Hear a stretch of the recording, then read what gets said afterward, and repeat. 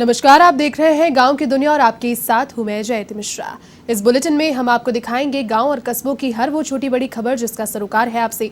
तो आइए शुरू करते हैं गांव की दुनिया का आज का सफर।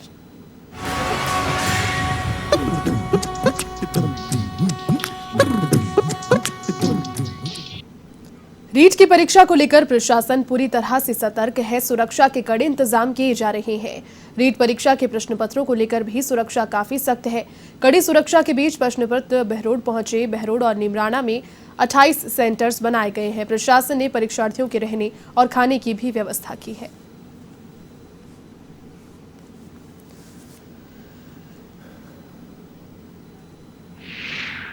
आने वाली रीट परीक्षा है जिसका आयोजन 26 को होने जा रहा है, उसके लिए प्रशासन की तैयारियां कंप्लीट हैं।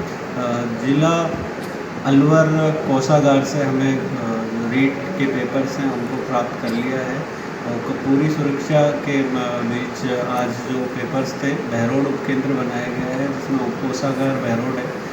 पूरी सुरक्षा के बीच आज उन पेपर्स को हमने कोषागार में रखवाया। सर कितने सेंटर हैं बहरोड में? बहरोड उपकेंद्र बनाए गए हैं, इसमें कुल मिला के 28 सेंटर्स हैं जिनमें 17 सेंटर बहरोड के हैं और 11 निमराना के। प्रदेश में रीट परीक्षा को लेकर जहां प्रदेश सरकार कड़ी निगरानी के बीच परीक्षा को सफल बनवाने में जुटी है, तो वहीं रायसिंह नगर में 9 परीक्षा केंद्रों की प्रथम पारी में 2152 अभ्यर्थी और दूसरी पारी में 1110 अभ्यर्थी परीक्षा देंगे। परीक्षा केंद्रों में किसी प्रकार की लापरवाही ना हो, इसके लिए प्रशासन भी सख्ती के साथ परीक्षा को सफल बनवाने में जुटा है। ऐसे में उपखंड अधिकारी अर्पिता सोनी ने जनसुनवाई कार्यक्रम के दौरान मुख्य ब्लॉक शिक्षा अधिकारी दुलीचंद शर्मा और शिक्षा विभाग के कर्मचारी और अधिकारियों की बैठक ली और आवश्यक दिशा निर्देश दिए।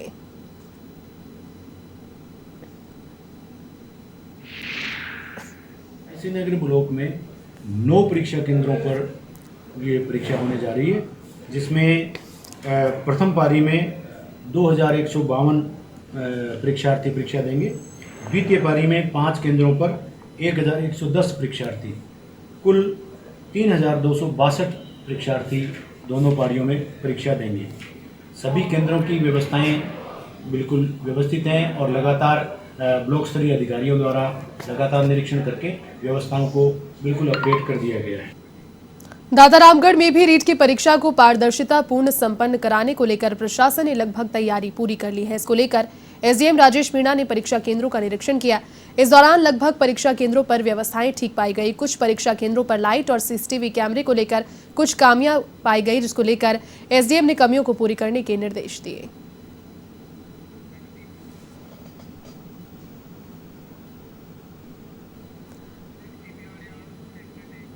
डूंगरपुर की धम्बोला पुलिस ने 12 लाख रुपए की नकदी के साथ सरकारी शिक्षक भंवरलाल जाट को गिरफ्तार किया था। इस मामले की जांच के लिए एसपी सुधीर जोशी और एसओजी एएसपी स्वाति शर्मा धम्बोला थाने पहुंचे। इस दौरान उन्होंने आरोपी भंवरलाल जाट से पूछताछ की। एसपी सुधीर जोशी ने बताया कि आरोपी शिक्षक से पूछताछ में बड़े खुलासे हुए हैं। आरोपी के पास एक डायरी भी मिली जिसमें 2015 से प्रतियोगी परीक्षाओं में फर्जी अभ्यर्थी बैठाने का खुलासा हुआ। इसमें कब कब और कौन कौन सी प्रतियोगी परीक्षाओं में कितने फर्जी अभ्यर्थी बैठाए गए उसका और लेन देन का हिस्सा मिला है। आरोपी ने 2 साथियों के नाम बताए हैं, जिसमें एक साथी बाड़मेर के धोरीमन्ना का शिक्षक भंवरलाल बिश्नोई है, दूसरा कोटा में कोचिंग चलाने वाला का लादूराम है। ये तीनों मिलकर प्रतियोगी परीक्षाओं में मोटी रकम लेकर फर्जी अभ्यर्थी बिठाया करते थे। पूछताछ में खुलासा हुआ कि एसआई भर्ती में भी 3 अभ्यर्थियों से मोटी रकम लेकर उनके बदले फर्जी अभ्यर्थियों से परीक्षा दिलवाई गई, जिसमें डूंगरपुर जिला जेल का प्रहरी मुकेश आहारी भी शामिल है। इधर शिक्षक भंवरलाल के पकड़ में आने के बाद तीनों ही अभ्यर्थी फरार चल रहे हैं। पूछताछ में सामने आया है कि आरोपी शिक्षक पहले बाड़मेर पुलिस का हिस्ट्री शीटर रहा। 2 मामलों में उसे सजा भी हो चुकी है।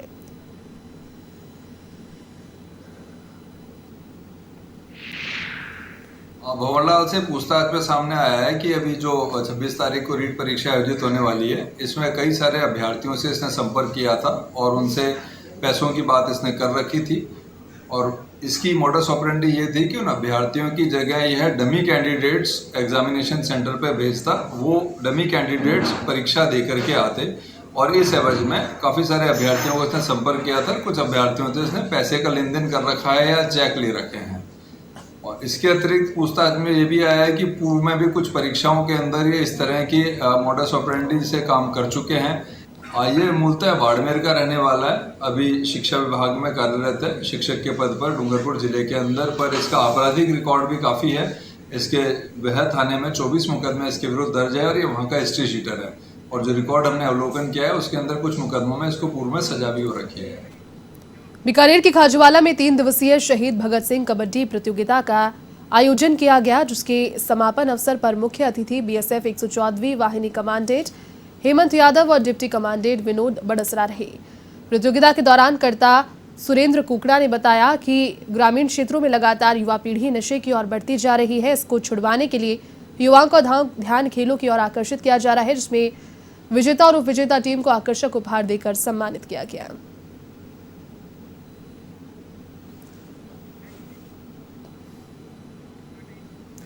अजमेर के अराई में संभागीय आयुक्त ने अस्पताल, एसडीएम ऑफिस, तहसील कार्यालय सहित मनरेगा में कार्यों का निरीक्षण किया।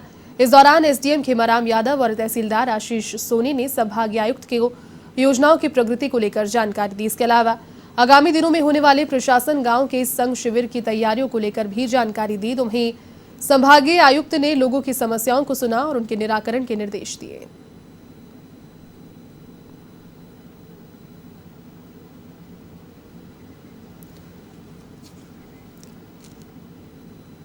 अब खबर अजमेर के अराई से, जहां दूदू विधायक बाबूलाल नागर दौरे पर रहे।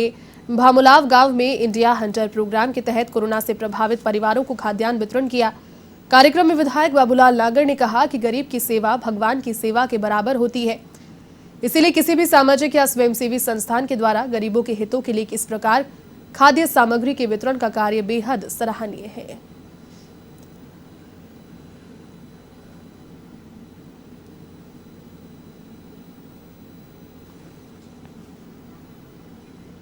चूरू के सादुलपुर में बारिश का कहर जारी है। अधिकांश खेतों में पानी भर जाने की वजह से फसल डूब रही है और नष्ट हो रही है। इसी को लेकर लंबोरबड़ी गांव के ग्रामीणों ने भाजपा मंडल ने गिरदावरी करवाने की मांग की है। इस दौरान खेतों में जाकर देखा तो किसानों की फसल और उम्मीदें पानी में नजर आई।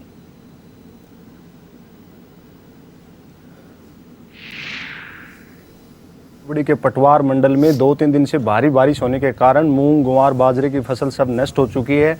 कल इतनी भयंकर बरसात थी साहब और मूंग की फसल इतनी नष्ट है। हमारी किसानों की एक ही मांग है, जल्द से जल्द सरकार इनकी गिरदावरी करें, हमें मुआवजा दिया जाए।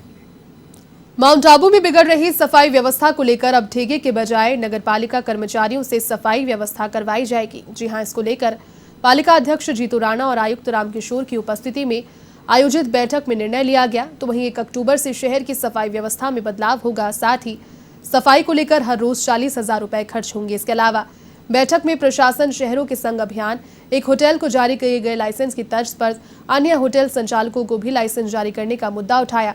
बैठक में निगम के अधिकारी और कई पार्षद भी उपस्थित रहे।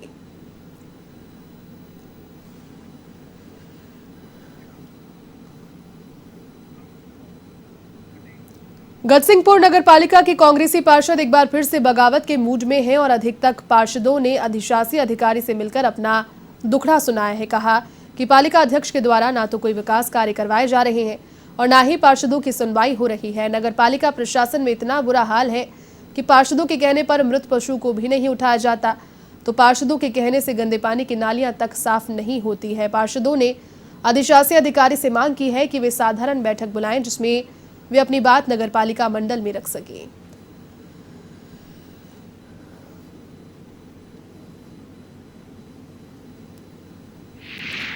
हमारी नगरपालिका गजसिंहपुर में ना तो कोई किसी पार्षद की सुनवाई है और ना ही अभी तक कोई मीटिंग हुई।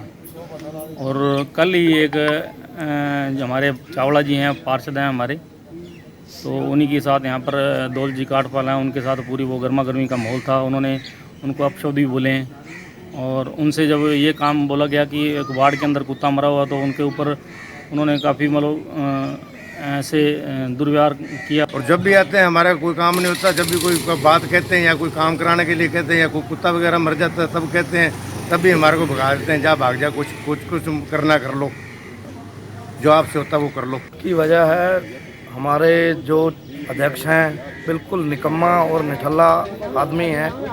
कोई उसको किसी पार्षद की परवाह नहीं है, कोई उसको अपनी पार्टी की परवाह नहीं है, हर एक काम में अपनी जिद कर रहा है।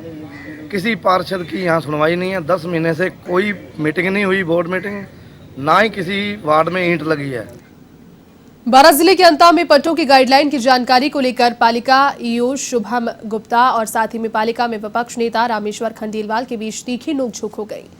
बाद में भाजपा के पार्षदों ने धरना दिया, जिसमें जिले के भाजपा नेता भी शामिल हुए, तो वहीं पालिका ईओ सहित क्षेत्रीय विधायक व मंत्री के खिलाफ भी जमकर नारेबाजी की गई।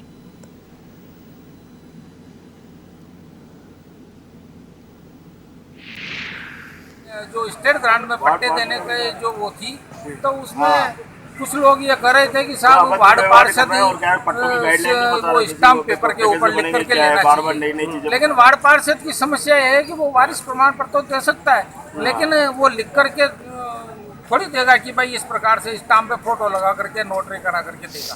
हम लोग आए थे अधिशासी अधिकारी से पट्टों की गाइडलाइंस के संबंध में। अधिशासी अधिकारी का ये कहना है, टू तड़ाके से बात कर रहा है कि आप लोगों को वेरीफाई करके देना पड़ेगा, अटेस्टेड करके देना पड़ेगा, और तू अटेस्टेड करके नहीं देगा तो चेयरमैन देगा और वाइस चेयरमैन देगा। बदतमीजी पार्षदों के साथ करने के कारण आज भाजपा नगर अंता, ग्रामीण और देहात और सभी वार्ड पार्षद धरने में बैठे हैं कि अधिशासी अधिकारी बदतमीजी करने के कारण सभी से माफी मांगे। सरकार भले ही शिक्षा के नाम पर करोड़ों रुपए सालाना खर्च कर रही हो, लेकिन बच्चों को अच्छी सुविधा नहीं मिल रही है। ऐसा ही मामला किशोरायपाटन के डोलर गांव से सामने आया, जहां सरकारी स्कूल का भवन जर्जर हो चुका है। बावजूद इसके बच्चों को यहां पढ़ाया जा रहा है। इसको लेकर आक्रोशित अभिभावकों ने स्कूल के ताला जड़ दिया और विरोध प्रदर्शन किया।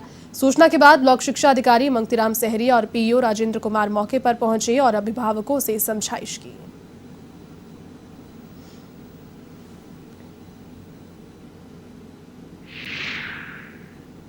दो 2019 में बाढ़ आई थी, तब से स्कूल जर्जर के पड़ा है। इस वजह से इसके ताला लगा दिया और बच्चों को नहीं बैठाया जाएगा। प्रशासन का कोई ध्यान नहीं है।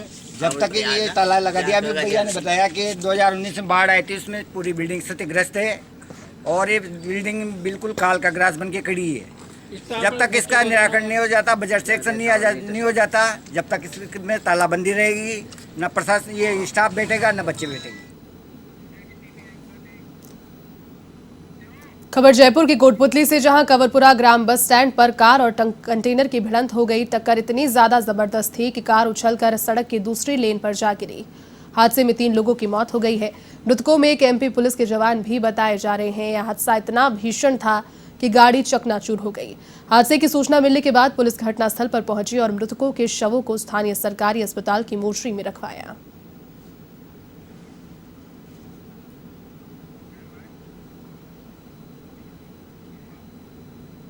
समदड़ी में करंट की चपेट में आने से झुलसी युवती ने अस्पताल में इलाज के दौरान अपना दम तोड़ दिया। इस घटना को लेकर मृतका के परिजनों, समाज के लोगों और विधायक हमीर सिंह भायल ने धरना प्रदर्शन किया और विद्युत विभाग पर लापरवाही का आरोप लगाते हुए दोषियों के खिलाफ कार्रवाई की मांग की गई है। सूचना के बाद पुलिस प्रशासन के आला अधिकारी मौके पर पहुंचे और धरनार्थियों से समझाइश की। इस दौरान मृतका के परिवार को 5 लाख रुपए की आर्थिक सहायता देने की बात कही गई। साथ ही विधायक कोटे से भी 1 लाख रुपए देने की घोषणा हुई। इसके बाद धरना प्रदर्शन समाप्त हुआ। तो वहीं पुलिस ने मामला दर्ज कर लिया है और जांच प्रारंभ कर दी है।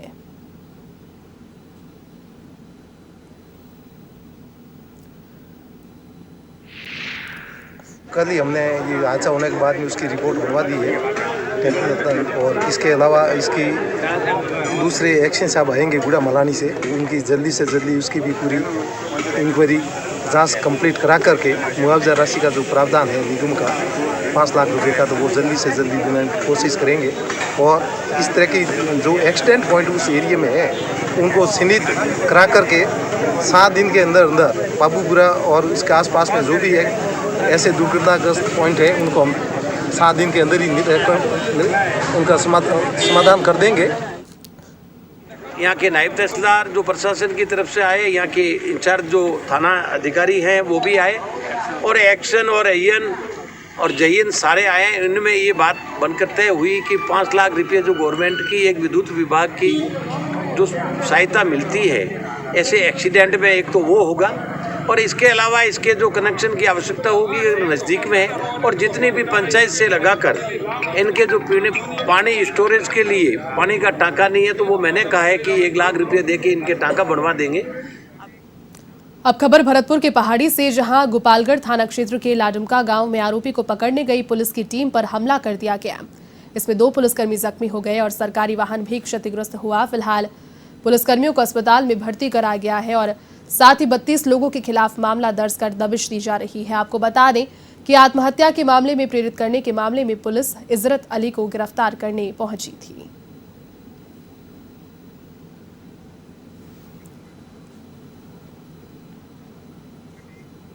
श्रीगंगानगर में एक बार फिर से राजवृक्ष खेजड़ी पर कुल्हाड़ी चली है। राजसिंह नगर वन विभाग की टीम ने खेजड़ी के पेड़ों को परिवहन करते हुए 2 ट्रोलों को जब्त किया। वन विभाग ने अवैध रूप से खेजड़ी से भरे दोनों ट्रोलों को पदमपुर पुलिस को सौंप दिया है। दोनों ट्रोलों को पदमपुर पुलिस ने अपने कब्जे में ले लिया है। पदमपुर एसएचओ रामकेश मीणा ने कहा कि एक ट्रोले में बारीक लकड़ियां होने से उसे छोड़ दिया गया है और दूसरा खेजड़ी से भरे ट्रोलों को पुलिस की निगरानी में रखा गया।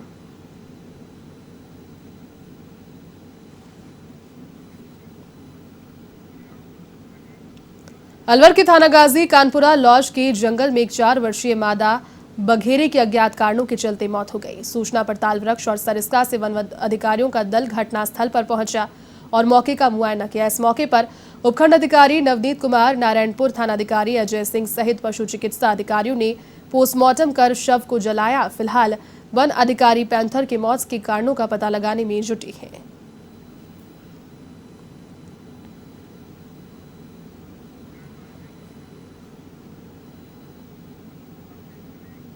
अब खबर झालावाड़ के झालरापाटन से, जहां पंचायत समिति के सरपंचों की विशेष बैठक हुई, जिसमें ग्राम पंचायतों के कार्यों में आ रही समस्याओं के समाधान के बारे में विस्तार से चर्चा हुई। इस दौरान सरपंचों ने बताया कि विगत कुछ महीने से ग्राम पंचायत के विकास में बहुत सारी समस्याएं आ रही है और प्रशासन गांव के संघ से पूर्व आबादी भूमि का विस्तार कराया जाए, साथ ही पटवारी के द्वारा तुरंत पट्टे जारी किए जाएं और उस पटवारी के हस्ताक्षर भी किए जाएं। साथ ही उन्होंने कई मांगों को लेकर मुख्यमंत्री के नाम भी एक मांग पत्र सौंपा।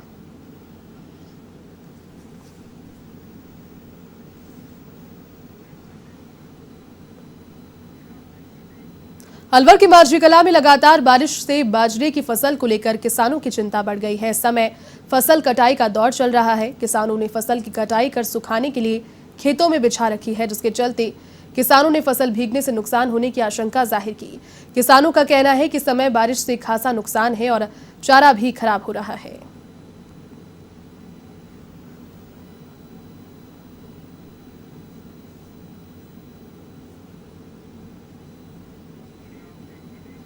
अब खबर पाली के रायपुर से, जहां सेंदड़ा गांव में अतिरिक्त आयुक्त डॉक्टर प्रेम सिंह चारण ने ग्राम पंचायत का निरीक्षण किया। इस दौरान ग्राम पंचायत की ओर से स्थापित नर्सरी में तैयार की जा रही 15,000 पौधों के रखरखाव का जायजा लिया। तो वहीं सरपंच रतन सिंह भाटी ने अतिरिक्त आयुक्त और प्रमुख शासन सचिव पंचायती राज का स्वागत भी किया। इस दौरान चारण ने नर्सरी में नीम का पौधा लगाया और नर्सरी के कार्य की सराहना की।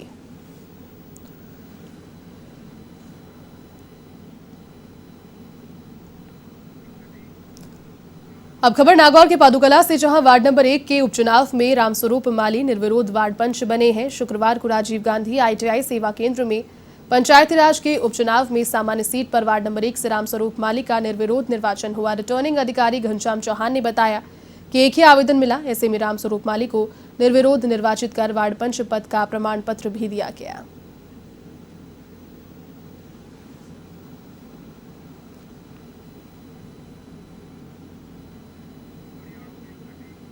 माउंट आबू में राजस्थान ललित कला अकादमी की ओर से अखिल भारतीय चित्रकला शिविर का शुभारंभ हुआ। इस शिविर में प्रदेश भर से आए नामी गिरामी चित्रकार अपनी कला को प्रदर्शित करेंगे। शिविर का उद्घाटन जस्टिस नरीमन ने किया।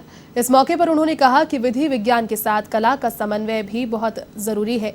इस मौके पर आंतरिक सुरक्षा अकादमी के निदेशक और पुलिस महानिरीक्षक अरुण कुमार, SDM माउंट आबू अभिषेक सुराना, भारतीय थल सेना के गढ़वाल यूनिट के स्टेशन कमांडर कर्नल मनोहर और कई चित्रकार उपस्थित रहे।